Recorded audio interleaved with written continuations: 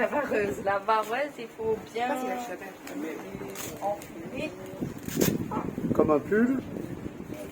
Et après, Et le truc élastique, ça. Mais il faut bien mettre. Qu'ils soient de partout en contact avec votre corps. Pas trop bas, parce que sinon là, les abeilles vont passer par-dessous. Il faut que l'élastique il soit de partout en contact avec votre corps. Ensuite, vous allez fermer au niveau de vos poignets, les scratchs.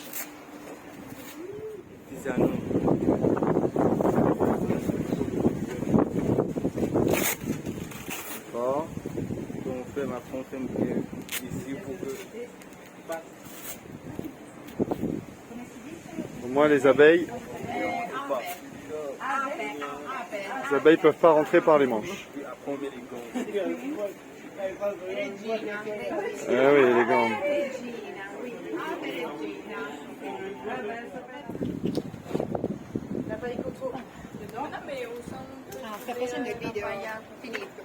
Dans la nature, il faut les battre carrés un peu dans la nature. Et... Donc ça, tu peux expliquer à quoi ça va servir? Oui. Ça va servir pour on est en train de ça va créer leur système de communication. Ok, super. Qui est à droite. Et là, on a ces deux ruches-là à observer. On va commencer par le début. En ce moment, il y a beaucoup de nectar de litchi. Donc c'est possible. Là, c'est bon, je peux arrêter d'en fumer. Hop, je vais juste rajouter ça. Voilà. On va vérifier ce qu'il y a dans votre ruche. Vous vous souvenez, une ruche, on a un fond, un corps de ruche. C'est l'endroit où on va avoir la reine et ses petits, le couvain. À l'étage, on va avoir le stock de nourriture. C'est quoi la nourriture des abeilles? Qui deviendra du miel. Ici, on a le couvre-cadre.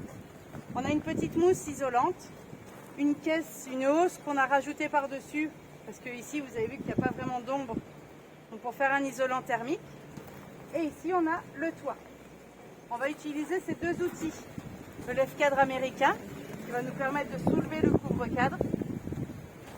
Et les pinces lève-cadre, voilà, qui vont nous permettre de soulever les cadres. Donc tout le monde a bien fermé sa vareuse. Si vous avez peur, vous avez le droit d'avoir peur. Vous avez le droit de ressortir du rucher à n'importe quel moment. Donc j'enlève le toit, mais avant il faut que je fasse quoi? Les prévenir. Les prévenir avec l'enfumoir. Est-ce que tu vas souffler un coup super fort comme ça à l'entrée? Non, c'est comme si moi j'arrivais chez vous, pa. Ça va être stressant. Le but c'est de les prévenir de notre venue, c'est de s'immiscer chez elles, mais tout en douceur. Donc on va les prévenir, tu vas pouvoir passer devant la ruche et enfumer la porte d'entrée. Tu vas pouvoir faire 2 ou 3 petits allers-retours. Alors approche-toi un petit peu plus. Il faut que la fumée, voilà, elles sont en contact avec la porte d'entrée. Approche un petit peu plus ton enfumoir, voilà, super. On a vérifié, j'ai vérifié juste avant que la fumée ne soit pas trop chaude pour ne pas leur brûler les ailes. Là c'est bon mon grand. Tu peux revenir derrière et on va pouvoir regarder ce qui se passe à l'intérieur. Vu que c'est la première séance de l'année, je vais refaire un peu les gestes devant vous et je vous laisserai faire sur la verte. D'accord? Donc la première chose, j'enlève le toit. Est-ce que je mets des choses à terre? Jamais. Parce qu'on sait que dans la terre, si le matériel apicole est en contact avec la terre, il peut y avoir le botulisme qui se met à l'intérieur de la ruche et donc à l'intérieur du miel. Et c'est pour ça d'ailleurs qu'on dit aux enfants de moins de 2 ans de ne pas manger du miel, parce qu'ils sont très sensibles. On va donner sa feuille qui explique, c'est son carnet de santé, on sait ce qu'on a fait, ce qu'on n'a pas fait, ce qui manquait ou quoi. Et la dernière fois, on avait retiré des cadres qui étaient bâtis et on avait complété avec du nectar. Donc on avait mis toutes les réserves de miel dans celui-là. En fait celle-ci elle avait une caisse et on a tout réuni dans celle-ci. Normalement, vu la saison en ce moment, bon ça fait, on n'a pas ouvert depuis le 8 juillet, donc ça fait 2 mois qu'on n'a pas ouvert. Normalement, dans cette caisse, là vu qu'il y a les litchis en fleurs, on devrait avoir du miel et plus du nectar. Le nectar se sera transformé en miel grâce aux abeilles. Donc je note aujourd'hui on est le 6 9 et on notera ce qu'on observe. Pour soulever le couvre-cadre, j'utilise le lève-cadre, bravo. Je le mets ici dans le coin et je vais faire levier. Je fais levier et je soulève tout doucement, toujours tout en douceur. Et là, qu'est-ce que je vais regarder? Voir si sur mon couvre-cadre, est-ce qu'il y a la reine? La regina. Là, elle n'y est pas. Là, je vois que des ouvrières qui font quoi? Qui redescendent dans la ruche, puisque là, elles se sentent vulnérables, on va dire, donc elles vont vite retrouver le reste de la colonie et elles vont communiquer grâce à des phéromones. On en a parlé tout à l'heure un petit peu déjà. Au bout de leur abdomen, donc un insecte c'est une tête, un thorax, un abdomen. Au bout de l'abdomen, il y a une petite glande, la petite glande orange que vous voyez là. Elle lève son abdomen et elle sort une petite glande orange. On dit qu'elle bat le rappel. Elle rappelle tout le monde à l'intérieur de la ruche. Là, vous voyez, quand je les laisse, là, elle lève son abdomen, elle se tient avec ses pattes avant, elle ventile très très fort pour envoyer ses phéromones. Et du coup, les abeilles redescendent dans la ruche.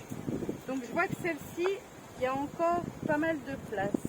Tant mieux, parce que l'autre était très pleine là, donc on va pouvoir un petit peu faire des échanges. Là, quand il reste quelques abeilles comme ça, je prends le lève-cadre comme un caillambe entre mes mains et je ne vais pas secouer vers le bas comme ça parce que je risquerais de taper sur la ruche. Donc, je vais secouer un coup sec vers l'avant. Un ou deux, trois coups.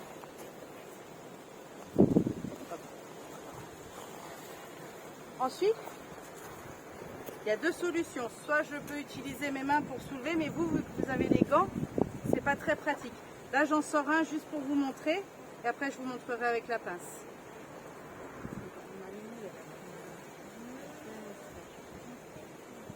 Donc là, ce que je fais en premier, je regarde si la reine est ici, et je vois qu'il y a du couvain en haut, il y a des bébés.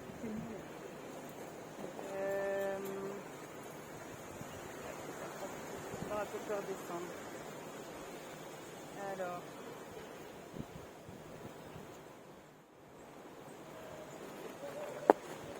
Non, la reine n'est pas là.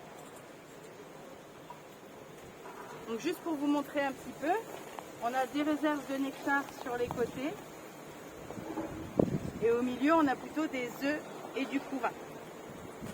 D'accord. Dans les petites alvéoles. Est-ce que tu vois des petites larves blanches? Toutes petites. Alors un œuf, ça ressemble plutôt à un petit grain de riz.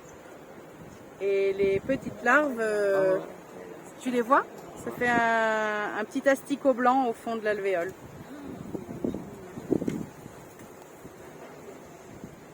Donc là, il y en a quelques-unes. Je vais essayer de vous en montrer.